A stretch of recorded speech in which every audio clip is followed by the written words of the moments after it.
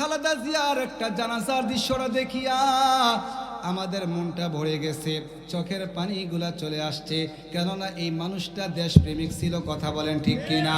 আরো বড় আশ্চর্য হয়েছি, একজন রাষ্ট্রনায়ক, তার সন্তান তারেক রহমান, মা মারা গেছে, মায়ের জন্য কোরআন শরীফটা হাতে নিয়ে তেলাওয়াত করতেছে। আরে আর চাইতে আর সুন্দর দৃশ্য আর কি হতে পারে? একজন মুসলমানের সন্তান তার মায়ের জানাজার মাঠে দাঁড়াইয়া আমাদের মুসলমানের রীতিনীতি হিসাবে ছোট্ট দুইটা কথা বলেছে, আমার মায়ের কাছে যদি আপনারা কিছু টাকা পয়সা পানা থাকেন আমার কাছে বলবেন, আমি ঋণ পরিশোধ করে দিব। একজন রাষ্ট্রনায়ক তিনি এই কথা বলতেছে। আবার বলল, আমার মা দেশ চালাতে যাইয়া আপনাদের সাথে যদি কোনো ভুল ত্রুটি করে থাকে নিজ গুণে আপনারা সকলে ক্ষমা করে দিবেন।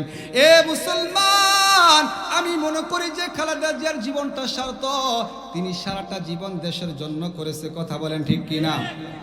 সারাটা জীবন তিনি ইসলামের কাজ করেছে, ইসলামের বিরোধিতা করে নাই। আপনি আপনার সন্তানদেরকে এমন বানায়া দিয়া যান, এই সন্তান যদি ইসলামিক হয়, এই সন্তান যদি নামাজি হয়, এই সন্তান যদি আল্লাহওয়ালা হয়, বাবা আপনি মারা যাবেন, মারা যাওয়ার পরে আপনার সন্তানগুলা 5 ওয়াক্ত নামাজ পড়ে পড়ে দোয়া করবে, রব্বির হামহুমা কামা রব্বায়ানি সগীরা, ওয়া কুর রব্বির হামহুমা কামা রব্বায়ানি সগীরা।